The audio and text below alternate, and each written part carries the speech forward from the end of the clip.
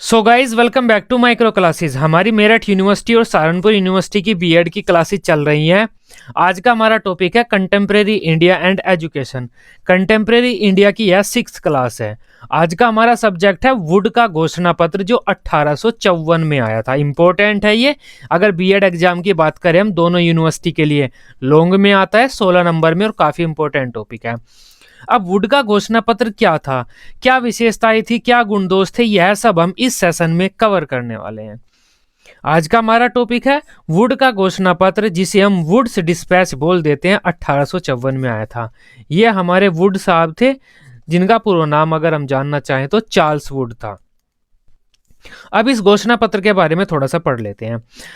अब देखो, जो ये वुड का घोषणा पत्र आया था, इससे पहले मैकाले आ चुके थे। मैकाले ने भारतीय शिक्षा पर अपना प्रभाव डाल दिया था। मैकाले ने क्या किया था, भारतीय शिक्षा बेकार है, भारतीय सभ्यता बेकार है, भारतीय संस्कृति बेकार है, भारतीय साहित्य बेकार है, भारतीय सारी भाषा बेकार है। मैकाले ने ये किया था। तो भारतीय भाषा और साहित्य, सभ्यता, संस्कृति, हर चीज़ की मैकाले ने निंदा की थी, अवहेलना की थी। तो वही चीज लेकर आगे बढ़ रही थी अंग्रेजी सरकार, और अंग्रेजी जो कंपनी होती है शासन कर रही है जो भारत में, क्योंकि मैकाले के बाद शिक्षा नीति की घोषणा कर दी गई थी गवर्नर जनरल के द्वारा, जिसमें मैकाले की बातों को रखा गया था। मतलब क्या हुआ, मैकाले के अनुसार भारत की शिक्षा व्यवस्था उस टाइम पर चल रही थी। ये माहौल उस टाइम पर बना हुआ था। अब बात करते हैं सन 1833 के बाद 1853 में कंपनी के आज्ञा पत्र के नवीनीकरण का अवसर आया, क्योंकि 20 साल बाद वो नवीनीकरण होता था। 1813 में आया था, 1833 में आना था, 1835 में मैकाले का विवरण पत्र आ गया, 1853 में अब दोबारा चेंज करना होगा उसे। 1853 में उस आज्ञा पत्र के नवीनीकरण का जो ब्रिटिश पार्लियामेंट थी उसे अवसर मिला। उस समय तक ब्रिटिश पार्लियामेंट यह अनुभव करने लगी थी कि भारतीय शिक्षा की अवहेलना अधिक समय तक नहीं की जा सकती। भारतीय शिक्षा, भाषा, साहित्य की अवहेलना की जा रही थी उस टाइम तक, क्योंकि मैकाले ने कहा था। लेकिन 1853 आते आते ब्रिटिश पार्लियामेंट ये महसूस करने लगी कि भारतीय भाषा और सभ्यता, शिक्षा की अवहेलना अधिक समय तक और नहीं की जा सकती, उन्हें भी थोड़ा सम्मान प्रदान करना पड़ेगा। इस दृष्टिकोण को सामने रखते हुए ब्रिटिश संसद ने एक संसदीय कमेटी या संसदीय समिति का गठन किया। इस समिति का उद्देश्य 1853 तक की भारतीय शिक्षा का अध्ययन करना तथा उसमें आवश्यक सुधार हेतु सुझाव देना था। ब्रिटिश पार्लियामेंट भारतीय शिक्षा की व्यवस्था के लिए एक नया आज्ञा पत्र जारी करना चाहती थी, तो उसके लिए उसने एक संसदीय समिति का गठन किया 1853 में। उस समिति को कहा कि आप भारत की अब तक की शिक्षा का अध्ययन करो और हमें आवश्यक सुझाव दो, क्या क्या परिवर्तन हम भारत की शिक्षा में कर सकते हैं। इस समिति ने भारतीय शिक्षा की व्यवस्था का गहन अध्ययन किया, भारतीय शिक्षा की कमियों को जाना, भारतीय भाषाओं के महत्व को जाना तथा आगामी भारतीय शिक्षा की जो नीति होने वाली है उसके संबंध में अपने सुझाव दिए। समिति के सुझाव के अनुसार ब्रिटिश पार्लियामेंट ने नवीन भारतीय शिक्षा से संबंधित 1854 में एक नीति घोषित कर दी, या फिर हम कह सकते हैं एक आदेश पत्र जारी कर दिया। इस आदेश पत्र को वुड के घोषणा पत्र के नाम से जारी किया गया था, या फिर वुड के घोषणा पत्र से के नाम से जाना जाता है। हल्का सा रिकैप करते हैं। 1853 में भारतीय शिक्षा व्यवस्था को दोबारा से नवीनीकरण का अवसर आया, तो ब्रिटिश पार्लियामेंट थी उसे यह समझ में आ गया था कि भारतीय भाषाओं की अवहेलना ज़्यादा समय तक नहीं की जा सकती, नहीं तो भारत वाले में आंदोलन कर देंगे, और आंदोलन करेंगे तो हमारा जो वहाँ राज कर रहे हैं हम, वो राज करना वैसे ही मुश्किल में पड़ जाएगा। तब ब्रिटिश पार्लियामेंट ने एक समिति का गठन किया। उसे कहा गया कि आप भारतीय शिक्षा से संबंधित आवश्यक परिवर्तन क्या क्या कर सकते हैं, वो हमें बताओ। तो उस समिति ने 1854 में अपनी रिपोर्ट ब्रिटिश पार्लियामेंट को सौंपी, और उस रिपोर्ट की ज़्यादातर बातों को मानते हुए ब्रिटिश पार्लियामेंट ने भारतीय शिक्षा से संबंधित एक नई नीति की घोषणा कर दी, या फिर एक आदेश पत्र जारी कर दिया, जिसे वुड के घोषणा पत्र के नाम से जाना जाता है। अब ये वुड साहब कहाँ से आए, वुड कौन थे? वुड उस टाइम पर एक वो हुआ करता था डिपार्टमेंट, उसके बारे में पढ़ते हैं। Charles Wood British east India company के बोर्ड ऑफ कंट्रोल के अध्यक्ष थे। एक डिपार्टमेंट था बोर्ड ऑफ कंट्रोल, उसके अध्यक्ष थे चार्ल्स वुड। अब ये बोर्ड ऑफ कंट्रोल क्या था? बोर्ड ऑफ कंट्रोल भारत में ईस्ट इंडिया कंपनी के प्रशासन को ब्रिटिश सरकार द्वारा नियंत्रित करने के लिए गठित किया गया था। भारत में तो कंपनी का शासन था, लेकिन ब्रिटिश सरकार तो ब्रिटेन में, इंग्लैंड में रहती थी ना, तो बोर्ड ऑफ कंट्रोल का गठन ब्रिटिश सरकार ने किया था, जिससे कि वह ईस्ट इंडिया कंपनी को आदेश दे सके और ईस्ट इंडिया कंपनी के द्वारा जो शासन किया जा रहा है उसे ब्रिटिश सरकार अपने द्वारा कंट्रोल कर सके। इसके लिए बोर्ड ऑफ कंट्रोल की स्थापना की गई थी और बोर्ड ऑफ कंट्रोल के अध्यक्ष थे चार्ल्स वुड। इस वजह से उस जो घोषणा पत्र को वुड के घोषणा पत्र के नाम से जाना जाता है। यह 100 अनुच्छेदों वाला अत्यंत वृहद दस्तावेज था। यह बहुत बड़ा घोषणा पत्र था जिसमें भारतीय शिक्षा और कंपनी की भूमिका को स्पष्ट किया गया था कि भारतीय शिक्षा के बारे में कंपनी की क्या भूमिका रहेगी, भारतीय शिक्षा क्या रहेगा, उसे स्पष्ट किया गया था इस घोषणा पत्र में। इस घोषणा पत्र के बाद भारतीय शिक्षा में बहुत प्रगति हुई। वुड के घोषणा पत्र ने भारतीय शिक्षा को एक नवीन दिशा दी, आधुनिक भारतीय शिक्षा का श्रीगणेश किया। इसीलिए कुछ लोग इस घोषणा पत्र को भारतीय शिक्षा का महाधिकार पत्र, Magna carta of Indian education भी बोलते हैं। इंपॉर्टेंट क्वेश्चन है, वेरी शॉर्ट क्वेश्चन और आपके प्रैक्टिकल वाइवा के लिए भी इंपॉर्टेंट है। जो हमारा इससे पहले एक नीति आई थी, जो मैकाले आए थे, मैकाले को क्या बोला जाता है? प्रगति पथ का मसालबदार बोला जाता है। ध्यान रखना है छोटी छोटी सी बातें, वेरी शॉर्ट क्वेश्चन और आपके प्रैक्टिकल के लिए। वुड के घोषणा पत्र को क्या कहा जाता है? भारतीय शिक्षा का महाधिकार पत्र, Magna carta of Indian education. ये चीजें याद रखना। अब वुड के घोषणा पत्र में भारतीय शिक्षा से संबंधित क्या क्या बातें कही गई थी या भारतीय शिक्षा से संबंधित क्या विशेषताएं थी उसकी, वुड के घोषणा पत्र की क्या विशेषताएं थी, क्या सिफारिशें थी, क्या संस्तुतियां मतलब उसने क्या क्या चीजें कही थी चेंज करने के लिए, क्या क्या आदेश दिए थे। गुण, वुड के घोषणा पत्र के क्या गुण थे? कुछ भी आपके पेपर में आए आंसर यही रहेगा, ध्यान रखना। गुण पूछे तो भी आंसर सेम है। संस्तुतियां, सिफारिशें, विशेषताएं या भारतीय शिक्षा के बारे में क्या चीजें बताई थी, कुछ भी पूछे पेपर वाला आंसर सेम ही रहेगा। उस समय हमें भारतीय शिक्षा व्यवस्था में 2 प्रकार की शिक्षण संस्थाएं देखने को मिलती है। प्राचीन भारतीय शिक्षण संस्थाएं जो मैकाले की नीति के बाद भी पूरी तरह से समाप्त नहीं हो पाई थी तथा अंतिम सांस गिन रही थी। ये शिक्षण संस्थाएं अंग्रेजी सरकार से कुछ मदद की आस में थी। दूसरी ओर नवीन शिक्षण संस्थाएं जो अंग्रेजी शासन की नवीन नीतियों के द्वारा मैकाले के बाद उत्पन्न हुई थी। एक तो ये समस्या थी, क्या समस्या थी? भारतीय देसी पाठशालाएं भी चल रही थी, मैं भी आस लगाई बैठी थी कि नवीन शिक्षा नीति जो आएगी उसमें हमारे लिए भी कुछ होगा। और दूसरी ओर जो नवीन शिक्षण संस्थाएं अंग्रेजी सरकार के बाद पैदा हुई थी, में चल रही थी और उन्हें भी बढ़ाने की बात की जा रही थी। एक तो ये स्थिति थी। दूसरी स्थिति क्या थी भारतीय शिक्षा की? वह एकांगी थी। उसके न तो कोई निश्चित उद्देश्य थे, न उसका कोई पाठ्यक्रम था, न उसमें भारतीयों के लिए कुछ था।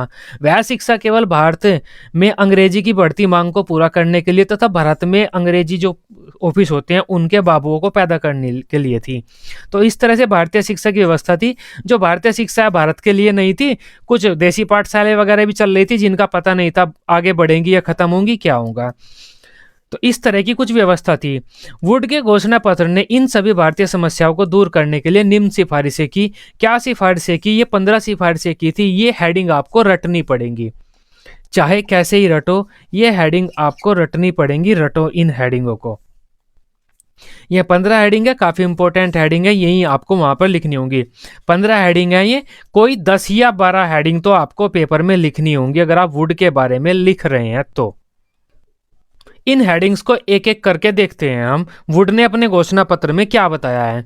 सबसे पहला पॉइंट है शिक्षा की व्यवस्था का उत्तरदायित्व। अब वुड ने क्या कहा है कि जो कंपनी का शासन है, जिस जगह पर अंग्रेजों का शासन है, उस जगह पर सभी व्यक्तियों बच्चों की शिक्षा का उद्देश्य कंपनी का होगा। कैसे ही करे, में कहां से करे, लेकिन शिक्षा की व्यवस्था उन्हें करनी होगी। घोषणा पत्र में यह स्वीकार किया गया है कि शिक्षा की व्यवस्था करना कंपनी का उत्तरदायित्व है। इसके बारे में लिखा गया है कि सभी महत्वपूर्ण विषयों में से सबसे ज्यादा हमारा ध्यान अगर कोई विषय आकर्षित करता है तो वह है शिक्षा। यह हमारा मुख्य कर्तव्य है। यह वुड के घोषणा पत्र में ये लाइन लिखी हुई है, तो ये स्टेटमेंट आपको वहां पर लिखना होगा। स्टेटमेंट लिखने ज्यादा जरूरी है, इसे आप पढ़ लेना, इतना कठिन नहीं है, याद आ जाता है वहां पे पेपर में आपके। सेकंड पॉइंट है शिक्षा के अर्थपूर्ण उद्देश्य। वुड ने शिक्षा के उद्देश्यों को भी बढ़ाया, मतलब शिक्षा के अच्छे उद्देश्य निर्धारित किए। जो मैकाले की बात करें, मैकाले ने तो शिक्षा का कोई उद्देश्य बताया ही नहीं था। यही उद्देश्य था कि अंग्रेजी को फैलाओ, अंग्रेजी फैलेगी तो बाबू हमारे लिए जल्दी तैयार होंगे। लेकिन वुड ने हल्का सा शिक्षा के उद्देश्य की ओर भी बल दिया। इस घोषणा पत्र में भारतीयों तथा अंग्रेजों के शासनकाल दोनों को ध्यान में रखकर शिक्षा के उद्देश्य निश्चित किए गए थे। इन उद्देश्यों में एक तरफ भारतीयों के नैतिक बौद्धिक स्तर को ऊंचा उठाना था, वहीं दूसरी तरफ ऐसे व्यक्तियों का निर्माण करना था जो ब्रिटिश राज्यों में ऊंचे पदों पर नियुक्त किए जा सके, जिनसे ब्रिटिश साम्राज्य समृद्ध व दृढ़ बन सके तथा जिनकी ब्रिटिश साम्राज्य में निष्ठा हो। तो इनके जो उद्देश्य थे वे दो भागों में बांट दिए गए थे। पहला भाग तो वही हो गया इंडियन वाला, कि इंडियन बच्चों के नैतिक बौद्धिक विकास करना है, सर्वांगीण विकास करना है, बच्चों के अच्छा बनाना है बच्चों को। दूसरा उद्देश्य इंग्लिश वाला था, अंग्रेजों वाला था, कि ऐसे बच्चे भी पैदा करने हमें जो जिनकी जो श्रद्धा है, निष्ठा है, वह अंग्रेजी शासन में हो, अंग्रेजी बोलते हो और अंग्रेजों के लिए नौकरी कर सके, अंग्रेजों के ऑफिस के लिए नौकरी करने वाले बालक भी मिल सके। तो दोनों उद्देश्य रखे गए थे वुड में, लेकिन मैकाले ने सिर्फ ये अंग्रेजों वाला उद्देश्य रखा था, इंडियन वाला उद्देश्य नहीं रखा था। नेक्स्ट पॉइंट है शिक्षा का माध्यम। यहाँ पर भी वुड का घोषणा पत्र हमें मैकाले से अच्छा देखने को मिलता है। मैकाले ने अंग्रेजी को मेन तो माना, लेकिन ये कहा गया कि भारतीय शिक्षाओं के द्वारा भी आप शिक्षा ले सकते हैं और भारतीय शिक्षाओं की भी, भारतीय भाषाओं में भी शिक्षा की व्यवस्था की जानी चाहिए। इसने कुछ हद तक भारतीय भाषाओं को भी सम्मान दिया। इस घोषणा पत्र में शिक्षा का माध्यम अंग्रेजी व देसी दोनों भाषाओं को माना गया है।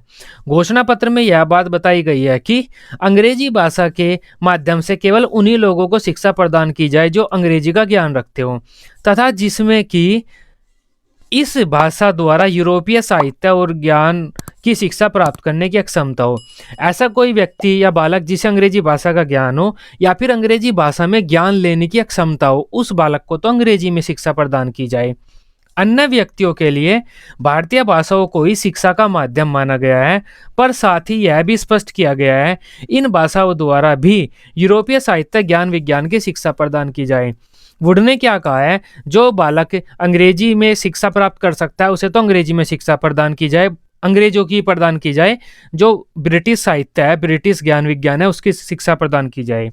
लेकिन जो बालक अंग्रेजी में ज्ञान प्राप्त नहीं कर सकता वो अपनी देसी भाषा में ज्ञान प्राप्त, उस बच्चे को उसकी देसी भाषा में, उसकी रीजनल लैंग्वेज में ज्ञान प्रदान करो। लेकिन जो ज्ञान आप प्रदान करोगे वो ज्ञान आपको वही पाश्चात्य ज्ञान, विज्ञान, साहित्य वगैरह वाला ज्ञान प्रदान करना पड़ेगा, न कि उसके वाला ज्ञान वही अंग्रेजों वाला देना होगा, भाषा आप कोई सी भी रख ले। इस तरह देसी भाषा और अंग्रेजी भाषाओं दोनों को शिक्षा के माध्यम निश्चित करते हुए घोषणा पत्र में ये कहा गया है कि हम यूरोपीय ज्ञान के प्रचार प्रसार के लिए अंग्रेजी भाषा तथा भारतीय भाषाओं को शिक्षा के माध्यम के रूप में एक साथ देखना चाहते हैं। इस घोषणा पत्र में क्या कहा गया है, यूरोपीय ज्ञान विज्ञान जो साहित्य है उसके ज्ञान का प्रचार प्रसार करने के लिए हम अंग्रेजी और भारतीय दोनों भाषाओं को भाषा के माध्यम के रूप में देखते हैं, यह कहा गया है इस घोषणा पत्र में। इस घोषणा पत्र में यह भी कहा गया है कि देसी भाषाएं इतनी विकसित नहीं है कि उनके माध्यम से उच्च शिक्षा की व्यवस्था हो सके, अतः उच्च शिक्षा इंग्लिश में दी जाएगी। इससे कोई फर्क भी नहीं पड़ता। प्राथमिक शिक्षा भारत बच्चों को अगर उनकी मातृभाषा में मिल रही है तो उच्च शिक्षा तो वे इंग्लिश में ले सकते हैं, लेकिन प्राथमिक शिक्षा बच्चों के लिए दूसरी भाषा में लेना थोड़ा मुश्किल होता है। पाठ्यक्रम के बारे में क्या कहा गया है, घोषणा पत्र में प्राच्य पाश्चात्य विवाद जो था उसका भी उल्लेख किया गया है और वुड ने संस्कृत, अरबी, फारसी की उपयोगिता को स्वीकार करके उनको पाठ्यक्रम में स्थान दिया। अब इन्होंने इस घोषणा पत्र में क्या कहा गया है कि भारतीय भाषाओं भी अच्छी हैं तो वे भी पढ़ाई जानी चाहिए, उन्हें भी पाठ्यक्रम में स्थान दे दिया गया है। परंतु पाश्चात्य साहित्य एवं विज्ञान का अध्ययन ही भारतीयों के लिए उपयुक्त समझा गया है।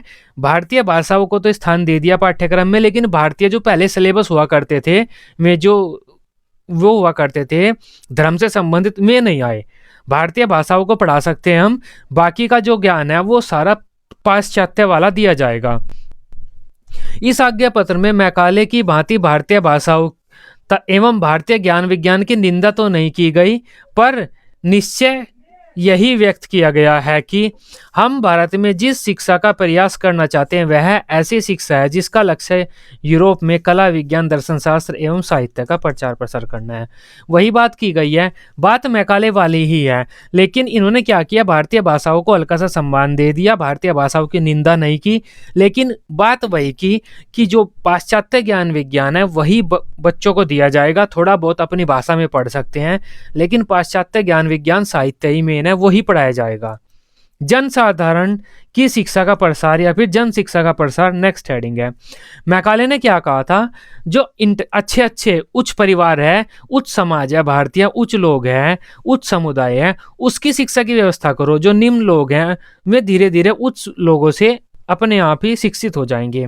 तो मैकाले ने उच्च वर्ग की शिक्षा की व्यवस्था की, निम्न वर्ग की नहीं, जो कि गलत बात थी उसकी। इस घोषणा पत्र में, वुड के घोषणा पत्र में क्या कहा गया है, सभी जन शिक्षा, जितने भी लोग हैं, बच्चे हैं, सबकी शिक्षा की व्यवस्था की जाए, न कि सिर्फ उच्च वर्ग की। वुड के घोषणा पत्र ने स्वीकार किया कि शिक्षा में नित्यानंद सिद्धांत ने जन शिक्षा को बहुत आघात पहुंचाया है तथा इस बात पर बल दिया गया कि सरकार को जन साधारण के लिए व्यवहारिक तथा लाभप्रद शिक्षा की व्यवस्था करनी है। तो ये बात तो पहले ही कह दी है सबसे पहली हेडिंग में ही कि सरकार जो कंपनी है उसकी जिम्मेदारी है सभी लोगों के लिए, जन साधारण जो भी लोग हैं, कितने साधारण लोग हैं, सभी के लिए व्यवहारिक तथा लाभप्रद शिक्षा की व्यवस्था करे। सरकार को शिक्षा के क्षेत्र में अधिक धन लगाकर प्रत्येक जिले में इसकी उचित व्यवस्था करनी चाहिए। देशी विद्यालयों में भी सुधार करे एवं निर्धन छात्रों हेतु छात्रवृत्ति की व्यवस्था करे ताकि उच्च शिक्षा की ओर में छात्र अग्रसरित हो सके। तो काफी अच्छी अच्छी चीजें इसमें शिक्षा के बारे में कही गई है। क्या कहा गया है, सभी बच्चों की शिक्षा की व्यवस्था करे, उच्च निम्न चाहे कैसा हो, और जो देशी विद्यालय हैं उनकी स्थिति में भी हल्का सा सुधार किया जाए, और जो अच्छे बच्चे हैं उन्हें क्या दी जाए, छात्रवृत्ति दी जाए, जिससे कि वे प्राथमिक शिक्षा से उच्च शिक्षा की ओर अग्रसरित हो सके। शिक्षा विभाग की स्थापना। अब देखो ये पहली बार भारत में कोई शिक्षा विभाग बनने वाला है। अब तक क्या था, जनरली विद्यालय चल रहे थे, कोई भी व्यक्ति खड़ा होकर विद्यालय अपना बना लेता था, बच्चों से फीस लेता था, बच्चों को पढ़ाता था, कोई भी विभाग नहीं था जो शिक्षा को नियंत्रित करता था। तो इस घोषणा पत्र में पहली बार कहा गया कि विभागों की स्थापना करो अलग अलग क्षेत्रों में, जो अपने क्षेत्र की शिक्षा को नियंत्रित करेंगे, स्कूलों को बताएंगे किस तरह से आपको क्या पढ़ाना है। घोषणा पत्र में यह कहा गया कि भारत के प्रत्येक प्रांत में एक जन शिक्षा विभाग हो। उस विभाग का क्या नाम होगा, जन शिक्षा विभाग होगा। इसका सबसे बड़ा अधिकारी, इस विभाग का सबसे बड़ा अधिकारी क्या होगा, जन शिक्षा संचालक होगा। तथा यह भी आदेश दिया गया कि जन शिक्षा संचालक की सहायता के लिए उप शिक्षा संचालक, निरीक्षक तथा सहायक निरीक्षक नियुक्त किए जाएं। घोषणा पत्र में क्या कहा गया कि प्रत्येक प्रांत जो छोटे छोटे एरिया हुआ करते थे उस टाइम पर, प्रत्येक प्रांत में जन शिक्षा विभाग की स्थापना की जाए। जन शिक्षा विभाग का जो हेड होगा, लीडर होगा प्रत्येक प्रांत के, वो होगा जन शिक्षा संचालक, उसे जन शिक्षा संचालक कहेंगे हम। जन शिक्षा संचालक के लिए उप शिक्षा संचालक, निरीक्षक तथा सहायक निरीक्षक, ये 3 व्यक्ति नियुक्त किए जाएं जो इस जन शिक्षा संचालक की सहायता करेंगे।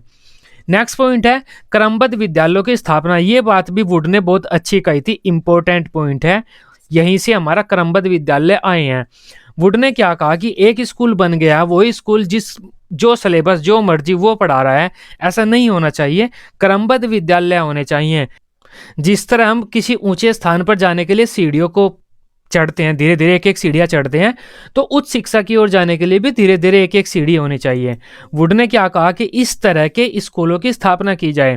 पहले प्राथमिक स्कूल हो, फिर मिडिल स्कूल हो, फिर हाई स्कूल हो, फिर कॉलेज हो, फिर विश्वविद्यालय हो। प्राथमिक स्कूल में अगर आप क्लासेस मानना चाहें तो ऐसी कोई फिक्स क्लासेस तो नहीं है, लेकिन अगर आप मानना चाहें तो ये हो सकती हैं 1 से 5, 6, 7, 8 मिडिल में आ गई, 9, 10 हाई स्कूल में आ गई, 11, 12 आपकी कॉलेज में आ गई, और उसके बाद यूनिवर्सिटी के कोर्सेज विश्वविद्यालय में आ गए। तो इस तरह से ऐसा नहीं है कि एक स्कूल बन गया और वो स्कूल ही पहली क्लास से लेकर यूनिवर्सिटी के कोर्सेज तक पढ़ा रहा है।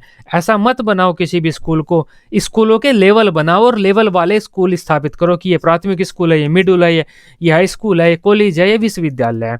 तो वो स्कूलों का जो लेवलीकरण किया था, क्रमबद्ध रूप से किया था, वो किसने किया था, इस घोषणा पत्र ने किया था, वुड वाले ने।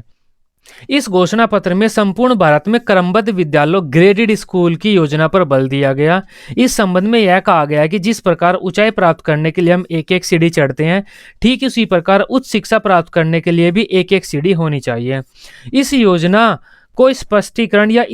का स्पष्टीकरण करते हुए घोषणा पत्र में अंकित किया गया है कि शिक्षा का ढांचा इस प्रकार हो जिसके आधार में प्राथमिक विद्यालय हो, फिर middle school, high school, college एवं विश्वविद्यालय हो। मतलब इस तरह से शिक्षा का ढांचा भारत की होना चाहिए, ये अच्छी बात थी। और ये जन शिक्षा विभाग की स्थापना करना, ये भी वुड के घोषणा पत्र में एक अच्छी बात थी। नेक्स्ट हेडिंग की बात करते हैं हम, विश्वविद्यालयों की स्थापना। वुड के घोषणा पत्र के बाद से ही विश्वविद्यालयों की स्थापना की गई। क्यों की गई? क्योंकि यहाँ पर आ गया था कि स्कूल जो है ग्रेडेड पैटर्न में होने चाहिए, विश्वविद्यालय लेवल के भी कोर्स होने चाहिए, विश्वविद्यालय भी होने चाहिए। इस वजह से विश्वविद्यालयों की भी स्थापना की गई थी। भारतीय द्वारा जो तीव्र इच्छा अंग्रेजी शिक्षा के प्रति जागृत हुई है, उसे देखते हुए भारत में कलकत्ता, बंबई, मद्रास आदि बड़े नगरों में विश्वविद्यालयों की स्थापना करनी चाहिए। इस घोषणा पत्र में क्या कहा गया है कि भारतीय अंग्रेजी की शिक्षा लेना चाहते हैं, अंग्रेजी के प्रति तीव्र इच्छा कर रहे हैं भारतीय की अंग्रेजी की शिक्षा लें, प्राचीन पाश्चात्य जो साहित्य है उसकी ज्ञान विज्ञान की शिक्षा लें। ये देखते हुए अब समय आ गया है कि भारत में कलकत्ता, बंबई, मद्रास जो बड़े शहर है वहां पर यूनिवर्सिटी बना दी जाए। ये इस घोषणा पत्र ने कहा है। इन विश्वविद्यालयों का निर्माण लंदन विश्वविद्यालय को आदर्श रूप में रखकर किया जाए। ये जो भारतीय विश्वविद्यालय बनाए जाएंगे कलकत्ता, बंबई, मद्रास में, मद्रास मतलब चेन्नई, तो इन शहरों में जो विश्वविद्यालय बनाए जाएंगे ये लंदन विश्वविद्यालय के अनुरूप बनाए जाएंगे। जिस तरह का लंदन विश्वविद्यालय है उसे ही देखकर उसके अनुरूप ही बनाए जाएंगे। इस विश्वविद्यालय मतलब लंदन विश्वविद्यालय के अनुरूप ही कुलपति, उपकुलपति, कार्यकारिणी सदस्य गण इस तरह होंगे जो विश्वविद्यालय के नियम बनाएंगे तथा प्रबंधन करेंगे। लंदन विश्वविद्यालय के अनुरूप ही कुलपति, उपकुलपति तथा कार्यकारिणी सदस्य होंगे जो विश्वविद्यालय के लिए नियम बनाएंगे तथा विश्वविद्यालय का प्रबंधन करेंगे। इस संबंध में वुड के घोषणा पत्र में लिखा है कि अब भारत में विश्वविद्यालयों की स्थापना का समय आ गया है जो साहित्य की उपाधियां प्रदान करके उदार एवं नियमित पाठ्यक्रम को प्रोत्साहित करेंगे। ये स्टेटमेंट है, ये लिखना होगा। इसके नीचे आप अंडरलाइन कर सकते हैं, पेपर में लिखकर इसे आप अंडरलाइन कर सकते हैं, ये स्टेटमेंट अलग दिखेगा। तो ये भी अच्छी बात थी, यूनिवर्सिटियों की शुरुआत भी इसने की। तो इस हिसाब से देखें तो ये जो वुड का घोषणा पत्र है ये काफी अच्छा है, मैकाले की तुलना में तो बहुत अच्छा है ये वुड का घोषणा पत्र। नेक्स्ट हेडिंग है शिक्षक प्रशिक्षण कॉलेज की स्थापना। टीचर ट्रेनिंग स्कूल्स की भी स्थापना की इन्होंने, बीएड वगैरह के लिए जो बीएड स्कूल्स की स्थापना की गई थी वो यहीं से की गई थी। इन्होंने क्या कहा था, शिक्षकों के प्रशिक्षण के लिए भी स्कूल बनाओ। अब तक तो क्या होता है, कोई भी इंटेलिजेंट सा बच्चा स्कूल खोल लेता है अपना, या फिर स्कूल में इंटेलिजेंट बच्चों को एज ए टीचर रख दिया जाता है। लेकिन अब समय आ गया है कि जो टीचर हैं उन्हें भी प्रशिक्षण प्रदान किया जाए कि किस प्रकार पढ़ाना है। तो शिक्षक प्रशिक्षण कॉलेजों की, बीएड कॉलेजों की स्थापना की जाए। वुड के घोषणा पत्र में यह संस्तुति की गई थी कि इंग्लैंड के शिक्षक प्रशिक्षण कॉलेज के ही अनुरूप भारत के प्रत्येक प्रांत में शिक्षक प्रशिक्षण कॉलेजों की स्थापना की जाए। इसके प्रति अच्छे छात्रों तथा प्रशिक्षकों को आकर्षित करने के लिए छात्रवृत्ति, उत्तम वेतन और सुविधाओं की व्यवस्था की जाए, जिससे कि शिक्षण के व्यवसाय को अन्य सरकारी व्यवसाय जितना सम्मान प्राप्त हो सके। वुड के घोषणा पत्र में क्या कहा गया कि अब समय आ गया है भारत में शिक्षण प्रशिक्षण कॉलेजों की स्थापना की जाए। जो शिक्षण प्रशिक्षण के कॉलेज होंगे वे इंग्लैंड के कॉलेजों के को ध्यान में रखकर ही बनाए जाएं। जिस तरह इंग्लैंड में, ब्रिटेन में शिक्षण प्रशिक्षण के कॉलेज चल रहे हैं ना, उसी तरह के कॉलेज आप भारत में भी अब बनाओ, समय आ गया है।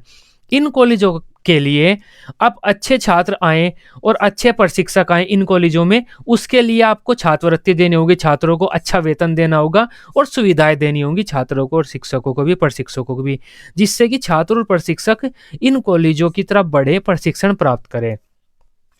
इससे क्या होगा, शिक्षक को भी दूसरे व्यवसाय जितने ही सम्मान प्राप्त होगा। इसी के साथ ही चिकित्सा, इंजीनियरिंग और कानून के लिए अलग अलग प्रशिक्षण संस्थान की स्थापना की जाए। जिस तरह शिक्षक प्रशिक्षण स्थानों की स्थापना हो रही है, उसी प्रकार चिकित्सा के लिए, मेडिकल के लिए, इंजीनियरिंग के लिए और हमारा जो लॉ होता है कानून, उसके लिए भी अलग अलग प्रशिक्षण संस्थानों की भी स्थापना की जाए। धर्मनिरपेक्ष शिक्षा की व्यवस्था, यह बात तो मैकाले ने भी कही थी, वुड के घोषणा पत्र में भी यही कहा गया है।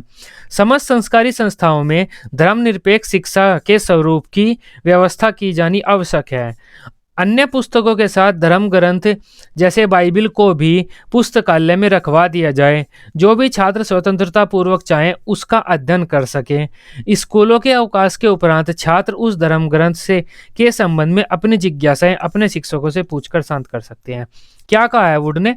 वुड ने कहा है कि जो स्कूल हैं, स्कूलों में किसी भी धर्म की शिक्षा नहीं प्रदान की जाएगी। अच्छी बात है, ये नहीं की जानी चाहिए। दूसरी बात क्या कही, लाइब्रेरी में धर्म ग्रंथ रखवा दो, सभी बच्चे अपने धर्म ग्रंथ का अध्ययन कर सकते हैं और धर्म ग्रंथ का अध्ययन करना चाहते हैं अपनी मर्जी से लाइब्रेरी में बैठकर कर सकते हैं।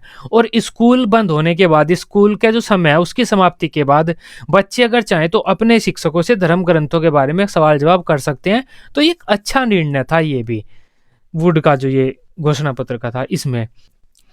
नेक्स्ट है काफी इंपॉर्टेंट, सहायता अनुदान प्रणाली। ये पूछ लिया जाता है ग्रांट इन एड सिस्टम क्या है, या फिर ये किसने शुरुआत की थी इसकी। सहायता अनुदान प्रणाली की शुरुआत वुड ने की थी, वुड के घोषणा पत्र ने। अब देखो, सरकारी स्कूल उस टाइम पर इतने नहीं थे कि सभी सरकारी स्कूलों में सभी बच्चों को शिक्षा प्रदान कर दी जाए। तो इन्होंने क्या कहा था वुड ने कि ग्रांट इन एड सिस्टम लाओ, सहायता अनुदान प्रणाली। जो प्राइवेट स्कूल चल रहे हैं, देसी पाठशालाएं वगैरह जो भी चल रही हैं, कोई भी प्राइवेट व्यक्ति स्कूल खोल रहा है, अगर वो अंग्रेजी के माध्यम से खोल रहा है तो और भी अच्छी बात है। तो जो प्राइवेट संस्थाएं हैं, शिक्षण संस्थाएं, सरकार उन्हें सहायता प्रदान करे जिससे कि वे और अच्छे हो सकें। कोई प्राइवेट स्कूल चल रहा है, वो बच्चों को पढ़ा रहा है, अब सरकार क्या कर सकती है, उस प्राइवेट स्कूल के संस्थागत ढांचे के लिए थोड़ा पैसा दे सकती है, लाइब्रेरी बना सकती है, तो बच्चे ज़्यादा इंटेलिजेंट हो जाएंगे, बच्चों का विकास अच्छा होगा।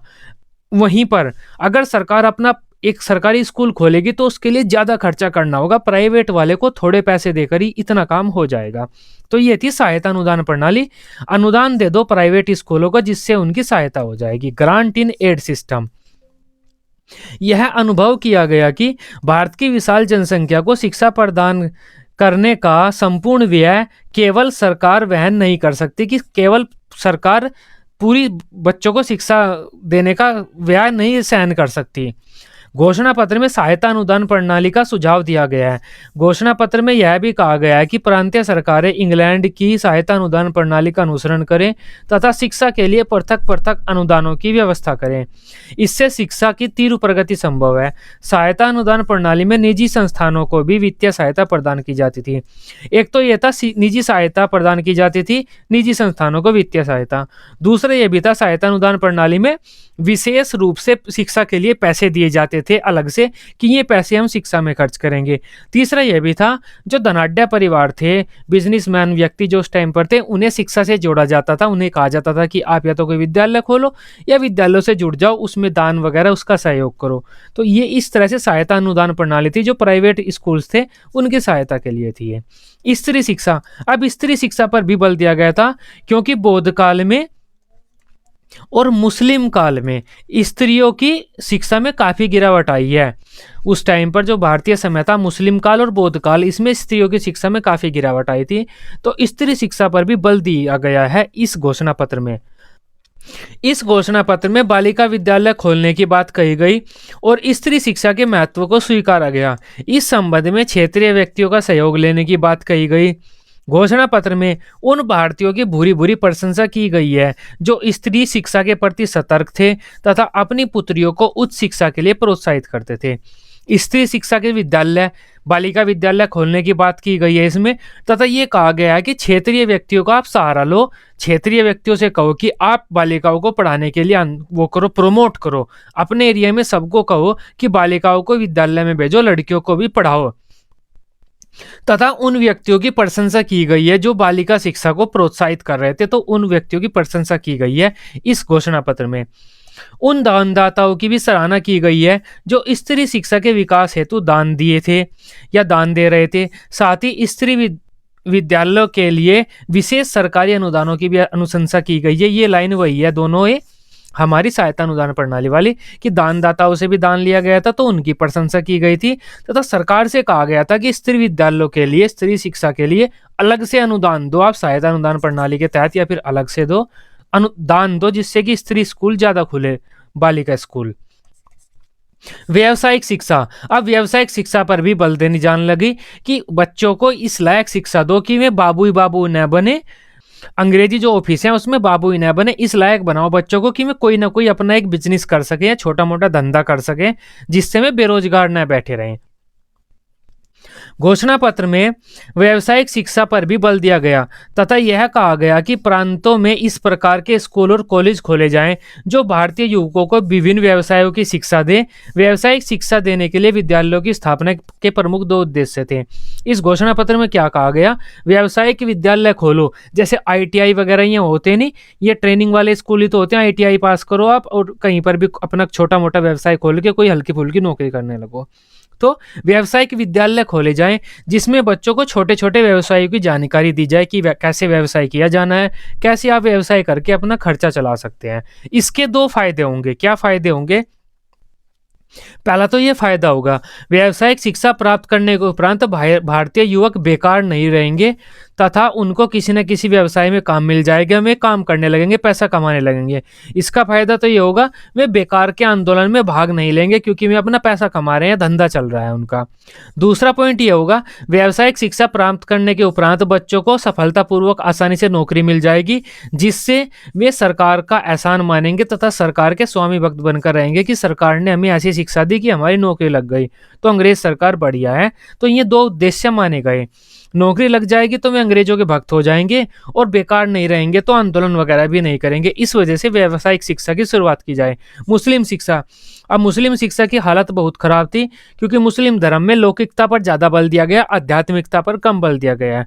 आध्यात्मिकता पर कम बल दिए जाने के कारण शिक्षा की तरफ मुस्लिम लोग कम चलते हैं, जबकि जो मोहम्मद साहब है उन्होंने इस मुस्लिम शिक्षकों जबकि मोहम्मद साहब ने मुसलमानों को शिक्षा प्राप्त करने के लिए और प्रदान करने के लिए बहुत प्रेरित किया है।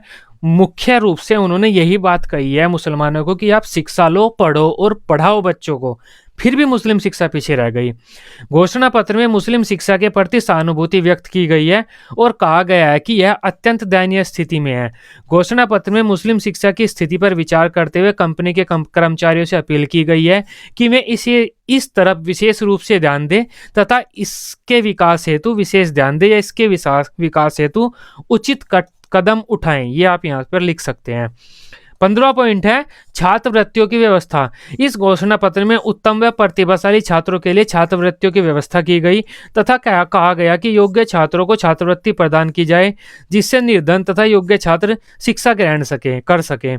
इसके अलावा आप यहाँ पर यह भी ऐड कर सकते हैं लाइन कि अगर बच्चों को छात्रवृत्ति हम प्रदान करेंगे तो ऐसे बच्चे जिन्होंने प्राथमिक शिक्षा प्राप्त कर ली है वे उच्च शिक्षा की ओर बढ़ेंगे, विद्यालय शिक्षा की ओर बढ़ेंगे, जिससे कि अच्छी शिक्षा में प्राप्त कर सकेंगे। अंग्रेजों के जो साहित्य वगैरह, अंग्रेजी ज्ञान विज्ञान की शिक्षा उन्हें अच्छी मिल जाएगी तो वे एक अच्छा काम कर सकेंगे।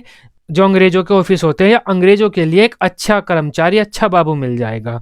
तो एक ये भी छात्रवृत्ति देने का उद्देश्य था कि बच्चे पढ़ लेंगे, अच्छे हो जाएंगे तो अंग्रेजों के लिए अच्छे व्यक्ति मिलेंगे उन्हें काम करने के लिए उनके ऑफिस में। ये वुड का घोषणा पत्र था, अच्छा था। इसकी जो हेडिंग है इन्हें एक बार और देख लेते हैं कि वुड ने काफ़ी काम किया है भारतीय शिक्षा के प्रति। ये सारी चीज़ें वुड ने बताई हैं। क्या क्या बताया है? एक तो शिक्षा का व्यवस्था कंपनी का हो, ये अच्छी बात है वुड की। शिक्षा के उद्देश्य निश्चित किए वुड के घोषणा पत्र ने, ये अच्छा किया। ये कहा कि शिक्षा का माध्यम भारतीय भाषाएं भी हो सकते हैं, ये भी अच्छी बात थी। पाठ्यक्रम में भारतीय भाषाओं को भी स्थान दिया, ये भी अच्छा था। जन शिक्षा, हर व्यक्ति को शिक्षा प्रदान करो, ऐसा नहीं है कि अमीर है तो शिक्षा दे रहे हो, आप गरीब को छोड़ रहे हो, तो ये भी अच्छा था। शिक्षा विभाग की स्थापना की, ये भी अच्छा किया इस घोषणा पत्र ने। क्रमबद्ध विद्यालयों की स्थापना की, ये भी अच्छा किया। आज तक वही क्रमबद्ध विद्यालय चलते आ रहे हैं। विश्वविद्यालयों की स्थापना की, ये भी अच्छा किया। आज तक विश्वविद्यालय चलते आ रहे हैं। बीएड कॉलेज, शिक्षण प्रशिक्षण कॉलेजों की स्थापना की वुड घोषणा पत्र ने, ये भी अच्छा किया। धर्मनिरपेक्ष शिक्षा कहा, धर्मनिरपेक्ष शिक्षा तो अच्छी बात है, पहले से चली आ रही थी। सहायता अनुदान प्रणाली की व्यवस्था की, ये भी बढ़िया किया। स्त्री शिक्षा के बारे में भी अच्छा कहा। व्यावसायिक शिक्षा की शुरुआत की, मुस्लिम शिक्षा और छात्रवृत्तियों की शुरुआत की, उनको भी प्रमोट किया। तो वुड के घोषणा पत्र ने जो 15 पॉइंट दिए थे ये काफ़ी इंपॉर्टेंट दिए थे। कोई ना कोई 10 या 12 आपको पेपर में लिख कर आने होंगे। अब बात कर लेते हैं वुड के घोषणा पत्र में क्या दोष थे। अब कुछ ना कुछ दोष तो रहे होंगे ना वुड के घोषणा पत्र में भी, क्योंकि पेपर में दोष आते हैं आपके, शॉर्ट क्वेश्चन में आ जाते हैं, शॉर्ट में आते हैं, लॉन्ग में तो नहीं आते। तो आप ये जो 10 पॉइंट ये हेडिंग लिखी हुई है इन्हें आप पॉइंट बनाकर लिख सकते हैं, या फिर आप इन हेडिंगों को ही हल्का हल्का सा एक्सप्लेन कर सकते हैं। ज़्यादा एक्सप्लेन करने की जरूरत नहीं है शॉर्ट में आपको। सबसे पहला दोष है हमारा देसी पाठशालाओं का सहयोग न करना। अब वुड ने जो नॉन गवर्नमेंट थे, जो गैर सरकारी संस्थाएं थी, उनका सहयोग किया। उनको भी कहा कि आप को हम अनुदान देंगे, आप प्राइवेट स्कूल चलाओ, अनुदान देंगे हम आपको। अच्छी बात थी, लेकिन अनुदान उन्हीं को दिया गया जो संस्थाएं उसकी शिक्षा दे रही थी, अंग्रेजी शिक्षा दे रही थी, अंग्रेजी ज्ञान विज्ञान के, अंग्रेजी साहित्य की शिक्षा दे रही थी। जो देसी पाठशालाएं चल रही थी, जो भारतीय नियम कानूनों के अनुसार शिक्षा दे रहे थे, धार्मिक शिक्षा दे रहे थे, उनकी कोई सहायता नहीं की गई वुड के घोषणा पत्र में। अंग्रेजी भाषा को प्रमुखता देना, वही बात आ जाती है। अंग्रेजी भाषा प्रमुखता दी गई थी, वो अंग्रेजी वाले जो भाषा वाला पॉइंट था वो आप यहाँ पर सारा लिख सकते हैं हेडिंगों में। मैंने आपको बता दिया था, अंग्रेजी भाषा ही हमारा मेन माध्यम रहेगी। उच्च शिक्षा में तो अंग्रेजी रहेगी, निम्न शिक्षा में भी अंग्रेजी रहेगी। लेकिन जो बच्चे अंग्रेजी में शिक्षा प्राप्त नहीं कर सकते, उनके लिए रीजनल लैंग्वेज आप यूज कर सकते हैं। भारतीय भाषाओं को कम आंकना, भारतीय भाषाओं को इसमें सम्मान तो दिया, लेकिन पूरा सम्मान नहीं दिया। बस ये कह दिया कि कोई बच्चा अगर अंग्रेजी में शिक्षा प्राप्त नहीं कर सकता तो वो अपनी भारतीय भाषाओं में कर सकता है, या भारतीय भाषाओं का अध्ययन कर सकता है। तो ज़्यादा सम्मान नहीं दिया, कम ही आका इन्होंने अंग्रेजी से भारतीय भाषाओं को भी। भारतीय साहित्य व ज्ञान विज्ञान को कम आका, क्योंकि भारतीय साहित्य व ज्ञान विज्ञान की बात कहीं पर आई नहीं। पूरा हमने वुड का ये जो घोषणा पत्र था, वुड डिस्पैच पूरा पढ़ लिया, भारतीय साहित्य ज्ञान विज्ञान की बात तो कहीं आई नहीं। तो इन्होंने भारतीय साहित्य ज्ञान विज्ञान को जगह ही नहीं दिया, स्थान ही नहीं दिया, इसकी निंदा की। सीधा सीधा तौर पर तो निंदा नहीं की, लेकिन इसको जगह ही नहीं दी कोई भी। विदेशी स्वरूप के विद्यालय थोपना, ये विद्यालय है। अब हमारे यहाँ पर भारत में जो विद्यालय बनाए गए, में सारे विद्यालय इंग्लैंड को देखकर बनाए गए थे, तो इंग्लैंड के अनुरूप विद्यालय भारत में थोप दिए गए। भारत की स्थिति के अनुसार विद्यालय नहीं बनाए गए थे। धार्मिक शिक्षा की उपेक्षा की गई। धार्मिक शिक्षा भी हल्की फुल्की सी देनी चाहिए बच्चों को, इससे बच्चों में विनम्रता आती है, उनका व्यक्तित्व अच्छा होता है। तो धार्मिक शिक्षा को बिल्कुल मना कर दिया गया था वुड के द्वारा। धर्मनिरपेक्ष शिक्षा का ढोंग करना, इन्होंने क्या किया था, धार्मिक शिक्षा बंद कर दी थी, लेकिन क्या कहा था, जो हमारा वो है बाइबिल, उसको आप लाइब्रेरी में रखवा दो। तो इन्होंने धार्मिक शिक्षा का एक तरह से ढोंग सा किया। वास्तव में तो धार्मिक शिक्षा ये नहीं पढ़ाएंगे, लेकिन बाइबिल वगैरह इन्होंने लाइब्रेरी में रख दी। और जो अंग्रेजी स्कूल है, अंग्रेजी स्कूल में अंग्रेजी शिक्षा दी जा रही है, वहाँ पर बाइबिल के बारे में काफ़ी प्रचार प्रसार किया जा रहा था, उस पर कोई रोक नहीं लगाई गई थी। इस तरह से धार्मिक शिक्षा का ढोंग किया गया था। राष्ट्रीय भावना को ठेस पहुंचाना, वुड के घोषणा पत्र में कहीं भी राष्ट्र प्रेम या भारतीयों को इस तरह की शिक्षा नहीं दी गई जिसमें भारतीय भारत के प्रति जागृत हो जाएं। भारत हमारा देश है, भारत की हमें सेवा करनी है, भारत की ओर कोई आंच नहीं आए, भारत की ओर कोई नजरें उठाकर न देख सके। इस तरह से राष्ट्र प्रेम की भावना भारतीयों में नहीं जागृत की गई थी। उनका मेन उद्देश्य वही था, कंपनी के प्रति भारतीयों को वो करना है, श्रद्धा भाव बनाना है, भारतीयों को इस लायक बनाना है कि वे कंपनी का सम्मान करें, अंग्रेज शासक जो हैं उनके प्रति श्रद्धा भाव रखें। तो भारतीय जो राष्ट्रीय भावना थी उसको ठेस पहुंची इससे। मैकाले की नीति को जीवित रखा। वुड ने क्या किया, सीधा सीधा भारतीय सभ्यता संस्कृति की बेइज्जती तो नहीं की, लेकिन मैकाले की नीति को ही जीवित रखा। मैकाले ने भी तो यही किया था, अंग्रेजी विद्यालय होंगे, अंग्रेजी स्वरूप के विद्यालय होंगे, अंग्रेजी शिक्षा दी जाएगी, पाश्चात्य ज्ञान विज्ञान दिया जाएगा। वुड ने भी तो यही किया, अंग्रेजी विद्यालय होंगे, अंग्रेजी विद्यालय में शिक्षा होगी, अंग्रेजी में ही शिक्षा होगी, पाश्चात्य ज्ञान विज्ञान की शिक्षा दी जाएगी। बस आप हल्का सा चाहे तो अपनी भाषा को पढ़ सकते हैं, एक दो को। तो मेन तो इन्होंने मैकाले की नीति को जागृत रखा था। शिक्षा का उद्देश्य बाबू तैयार करना। अब देखो, इन्होंने ये बात कही थी कि भारतीयों के हमें नैतिकता चारित्रिक का सर्वांगीण विकास करना है भारतीय छात्रों का, लेकिन वो बात कहीं ना कहीं पेपर पर ही रह गई, वास्तव में देखने को नहीं मिली। वास्तव में जो शिक्षा का उद्देश्य बाबू तैयार करना ही रह गया, और इसी तरह से पढ़ाई, इसी तरह से सिलेबस बन गया कि हमें भारतीयों को इस लायक बनाना है कि वे हमारे दफ्तरों में, ऑफिसों में काम कर सके, जिससे हमें कर्मचारी इंग्लैंड से न मंगाने पड़े। इंग्लैंड से मंगाएंगे तो ज़्यादा पैसा देना होगा, तो भारत में ही मिल जाए तो कम पैसे में हमारा काम चल जाएगा। ये हमारा उद्देश्य था। ये वुड के घोषणा पत्र के दोष थे। अब हमने दोष भी पढ़ लिया, गुण भी पढ़ लिए, संस्तुतियां सब कुछ पढ़ लिया। वुड का घोषणा पत्र एक अच्छा घोषणा पत्र था। इसकी छवि आज भी आप भारतीय शिक्षा पर देख सकते हैं। आई होप वुड का घोषणा पत्र क्या था ये आप समझ पाए होंगे।